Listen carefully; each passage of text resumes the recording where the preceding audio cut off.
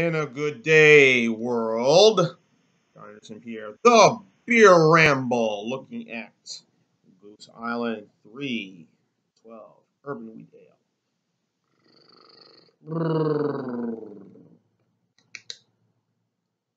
All right, 4.2% alcohol by volume, ABV. It's an American pale wheat, pale wheat ale style. If I pronounce it correctly. Fiddling with this damn thing, can opener. 78 score on Beer Advocate, 79 by the Alstrom brothers, or as I like to say, the Bros.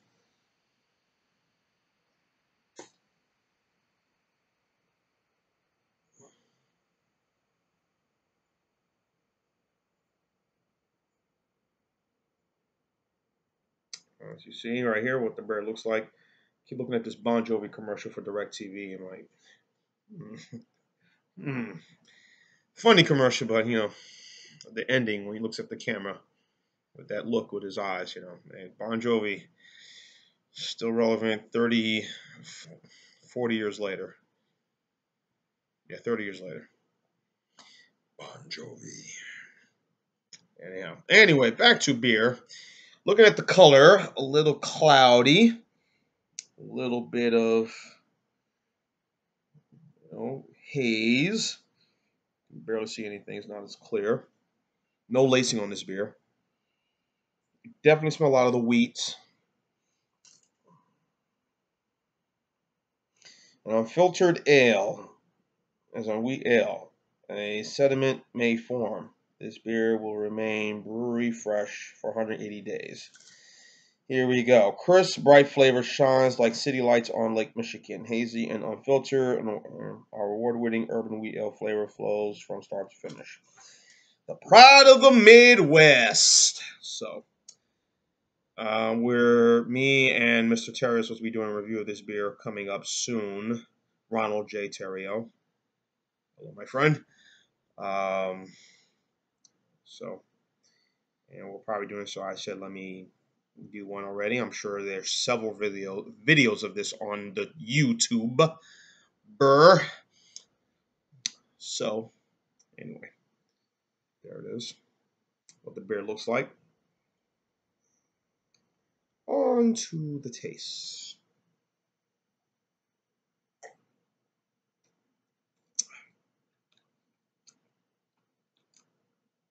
Mm. Mm. Mm.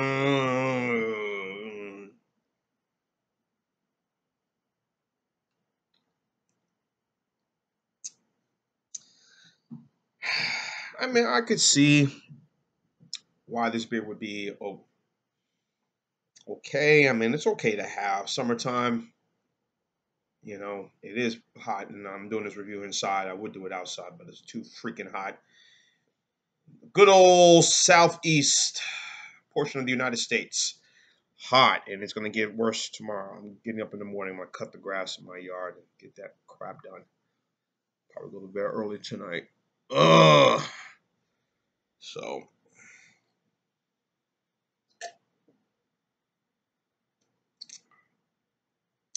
I mean, it's all right, folks. I mean, I'm going to say there's a little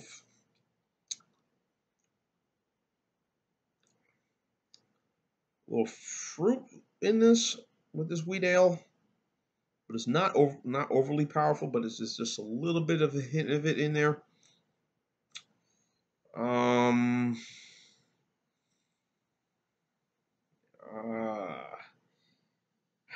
I think I'm trying to remember of another beer like this. It's not going to be Blue Moon. I'm not going to mention that, but it was another wheat ale,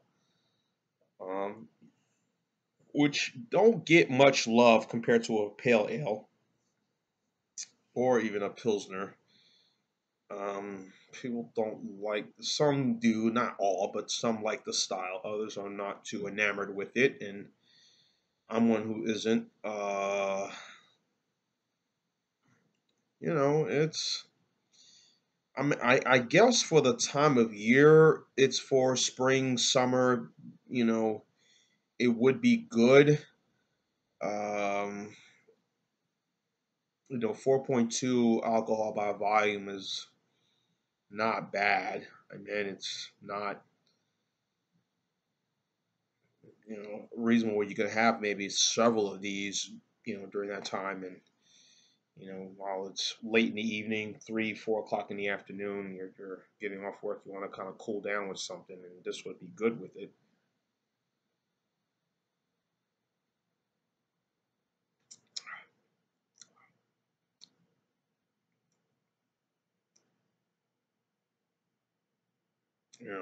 I don't know, but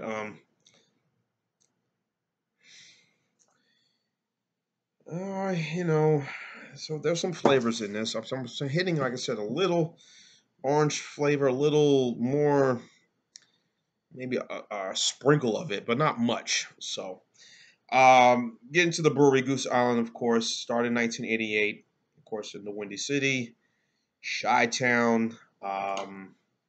Made a good name for herself. Now it's under the Anheuser-Busch InBev umbrella. They have bought that company out, I think it was 2012 or 2010. So forgive me if I'm wrong, but now they're under Anheuser-Busch. And of course, they put out some really good beers, Honker's Ale, the Goose Island IPA, which I like a lot.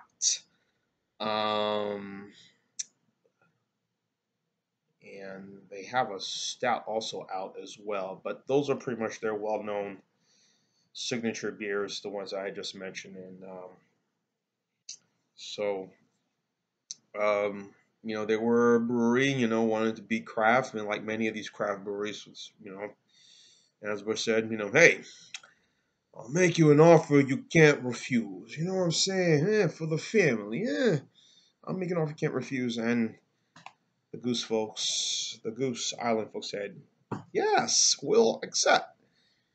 But the brewery is still made in Chicago. So, um, and I think most of the time, and if you've seen other reviews I've done, of other companies, Lagunitas is I think part of Heineken International, and several others. I mean, I understand you want to keep your roots, you want to keep things, you know, keep everything local, which is great. But I'm sure, when you have that guy or that gal who flies into Chicago, say from, Denver or, New Jersey.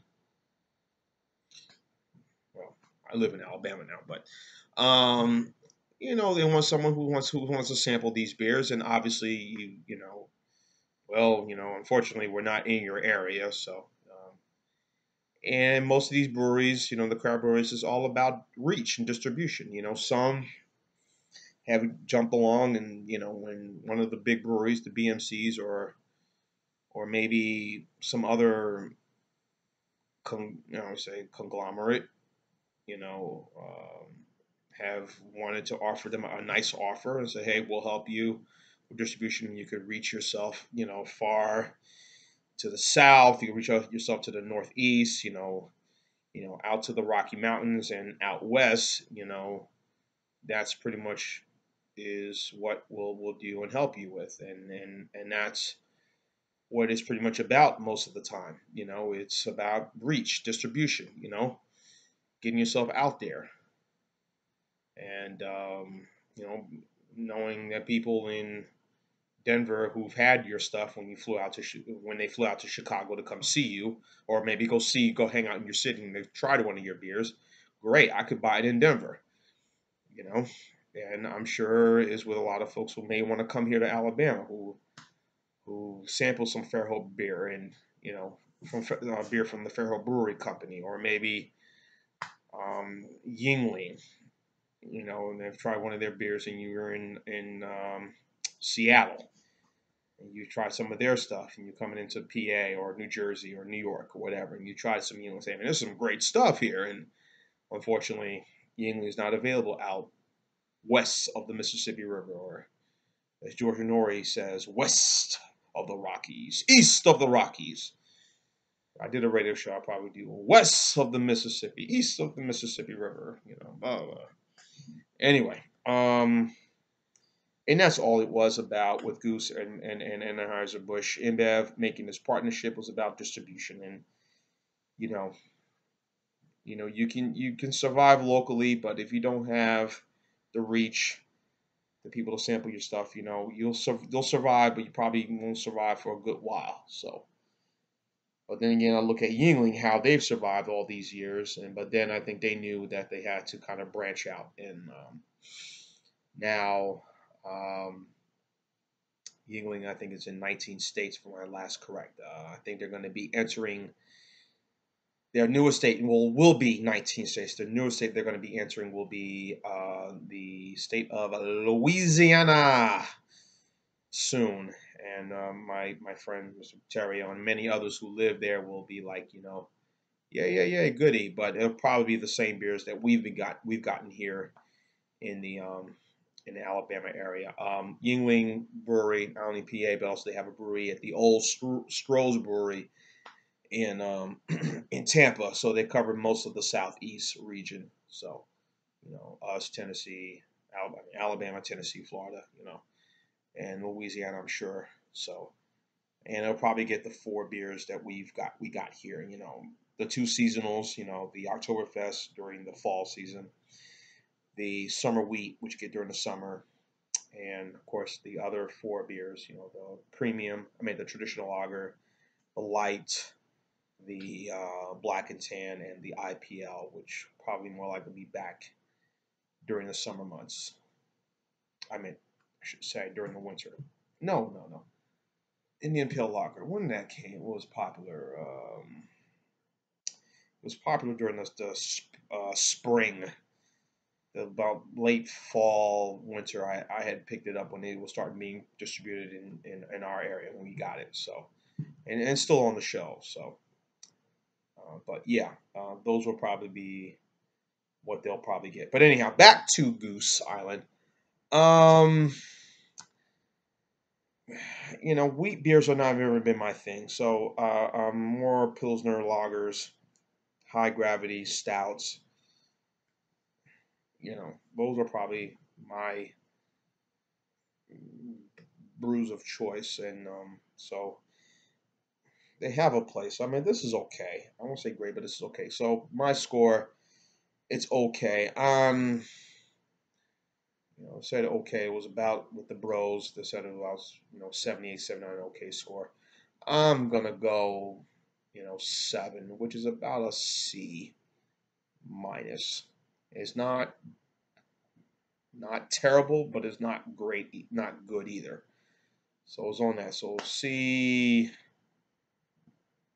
minus is about what I'll say for this beer. So 7 is for me for this one. If you've had the wheat, urban wheat, and again, I think it would be perfect for this time of year right now. And if you want to pair it with anything, Fontina cheese. I used to call it Fontana,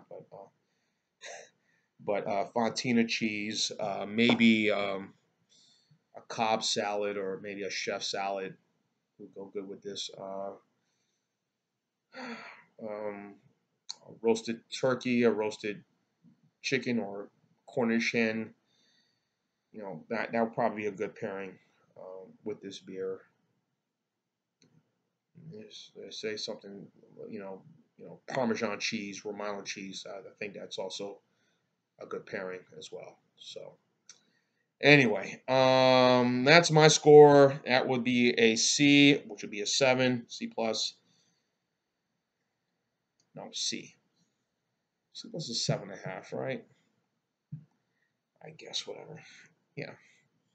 But anyway, it's a C for me, so 7 from there. Anyway, if you have this beer, urban wheat, tell me your thoughts and comments on the beer.